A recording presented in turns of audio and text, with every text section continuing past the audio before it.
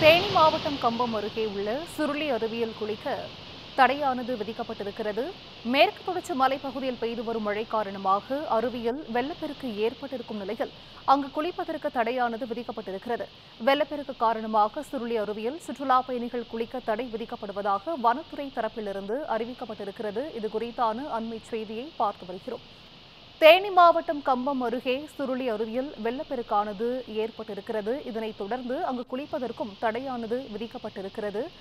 மேற்கு தொடர்ச்சி மலைப்பகுதியில் பெய்து வரும் மழையின் காரணமாக அருவியில் வெள்ளப்பெருக்கானது ஏற்பட்டிருக்கிறது. இதுகுறித்த அண்மை செய்தியை பார்க்கிறோம்.